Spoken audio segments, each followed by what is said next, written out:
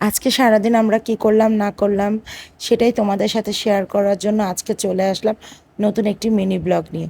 তো চলো শুরু করা যাক আজকের মিনি ব্লগ। হ্যালো এভরিওয়ান, আসসালামু আলাইকুম। তোমরা সবাই কেমন আছো?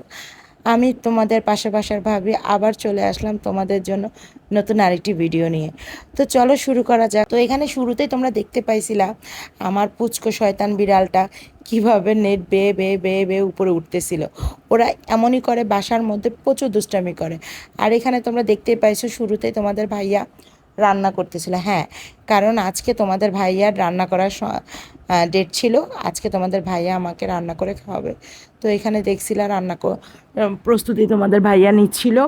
আর এখানে আমার দুই পুচকো বাচ্চা, বড়টা আর মেজোটা, ওদের মামার সাথে খেলাধুলা করতেছিল, দুষ্টামি করতেছিল। ওরা খেলাধুলা করছে, খেলাধুলা শেষ করলো। আর এখানে এইদিকে আমার মানে তোমাদের ভাইয়া, আমার বর শুরু করে দিছে রান্না। এই যে এখানে গরুর মাংস রান্না করছে। তোমাদের ভাইয়ার হাতের রান্না অনেক মজা হয়, মাংস আইটেমগুলো। তোমাদের ভাইয়ার মাংস আইটেম রান্নাগুলো এত টেস্টি হয়, এত মজার হয়, যেটা বলার বাইরে। আমাদেরকে যদি খাওয়াইতে পারতাম তাইলে তোমরা বুঝতে পারতে যে রান্নাগুলো আসলে কতটা মজা হয়। ইনশাল্লাহ কোনো একদিন তোমাদের সবাইকে পারবো কিনা জানি না, তবে কোনো একদিন ইনশাল্লাহ যখন যাকে পারবো ইনশাল্লাহ তোমাদেরকে খাওয়ানোর চেষ্টা করব তোমাদের ভাইয়ের হাতের মাংস রান্না। তো এখানে তোমাদের ভাইয়া মাংস রান্নার জন্য কি করলো, সব কিছু কাটাকুটা করে ম্যারিনেট করে রেখে দিয়ে রান্না বসায় দিছে। আর এখানে দেখো আমার বড় ছেলে আর আমার মেয়ে, দুই ভাই বোন মানে কি ভাব নিয়ে বাবার ফোনে কার্টুন দেখতেছে। আর এখানে এই যে পুচকোটা উপরে দেখছিলা না কি সুন্দর করে মানে ইয়ে করতেছিল। এখন দেখো এখানে এসে শুয়ে আছে। এই যে বাবা, ছেলে, মেয়ে, ওরা সবাই কি আনন্দের সহিত শুয়ে আছে। তার মধ্যে দেখতেছে মাংস রান্না করতেছে, ভাবতেছে ওনাদেরকে মাংস দেওয়া হবে এই জন্য। হ্যাঁ, তোমাদের ভাইয়া, আমার বিড়ালগুলো এইদিকে ভালো, তোমাদের ভাইয়া ওদেরকে মাংস খাওয়ানো কেন সব কিছু খাওয়ানোর অভ্যাস করছে। আমার বিড়ালগুলোর ফুড হ্যাবিট এত ভালো, খুবই ভালো, সব কিছু খায়। বিশেষ করে এই যে আমার রাজা, ওর ওর দই, আইসক্রিম, দুধ, মানে মিষ্টি জাতীয় খাবার ওর খুবই পছন্দ। এই যে বাবুরা, বাচ্চারা সবগুলাই, মানে বিড়ালের বাচ্চা টাচ্চা বিড়াল সব আমার ঘরে, প্রত্যেকটা বিড়াল আমরা যা খাই ওরাও আমাদের সাথে তা খায়।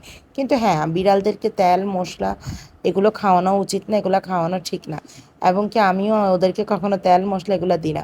হ্যাঁ, আমি যখন তরকারি রান্না করি, মাছ বা মাংস, ওটাকে আমি ধুয়ে তারপর ওদেরকে খেতে দিই।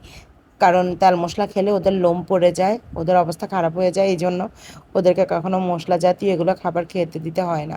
এই যে এখানে তোমাদের ভাইয়া নাড়াচাড়া করতেছে, মাংস রান্না করতেছিল, মাংস নাড়াচাড়া করতেছে।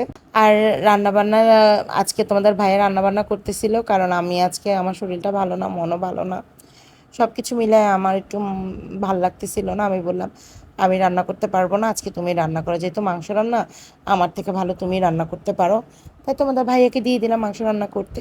আর আমার মেয়ে দেখো না কি করতেছে, কি মানে কার্টুন দেখতে দেখতে দুই ভাই বোন কতক্ষণ শোয়া থেকে বসে যায়, বসা থেকে শুয়ে পড়ে, কি যে করে ওরা।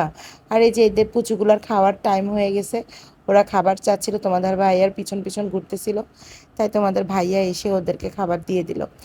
আর এখানে দেখো আজ কতদিন পর আমার ছোট ছেলে, মানে আমার বাবা পাখিটা আজকে বাসা আসছে নানুর বাসা থেকে। অনেক দিন সে নানুর বাসায় ঘুরে আসা। তারপর দেখো তার রিয়াকশান, সে মাকে বাবাকে দেখে কি রিয়াকশান দিচ্ছে, কি দৌড়াদৌড়ি, কি লাফালাফি, আমাকে পেয়ে সে কী করতেছিল। মানে কতদিন পর আমি আমার বাপটাকে দেখতে পাইছি। নানুর বাড়ি গিয়ে তো পুরো আমাদেরকে ভুলেই গেছে। হ্যাঁ, এটা সত্যি কথা, আমার বাচ্চাগুলো তার নানু, তার খালাদেরকে, তার মামাদেরকে পাইলে মানে বাবা মার কথা ওদের মনেই থাকে না, এমন মানে এত আদর পায়। ওখানে গেলে আর আসতেই চায় না। তা আমার আম্মুর বাসায় গেছিলো, যে ওখানে ছিল নানির কাছে, কি আনন্দে ছিল, মাশাল্লাহ মাশাল্লাহ। অবশ্যই আমার ছেলেটাকে, বাবুদেরকে দেখে তোমরা মাশাল্লাহ বলবা। দেখছো কত মজা করতেছিল এসে, তার দাদা তাকে হাসাইতেছিল, দাদার সাথে কি সুন্দর সে খেলতেছে, মজা করতেছে। কিছু বললে দেখছো, আল্লাহর রহমতে আগে থেকে আমার ছেলেটা কত অ্যাক্টিভ হয়ে গেছে। আগে থেকে এখন হাসে, খেলা করে, দুষ্ট করে, অনেক অনেক সুস্থ হয়ে গেছে আল্লাহর রহমতে আমার ছেলেটা। ইনশাল্লাহ তোমরা আমার ছেলের জন্য আরও আরও দোয়া করবা। তোমাদের কাছে আমি চিরকৃতজ্ঞ, তোমরা আমার ছেলের জন্য এত দোয়া করছো, এত দোয়া করছো। তোমাদের দোয়ায় আমার ছেলেটা আজ আমার কোলে, আমার বুকে আছে। তো আজকের মতো এখানেই বিদায় নিলাম। তোমরা ভালো থাকবে। আল্লাহ হাফেজ।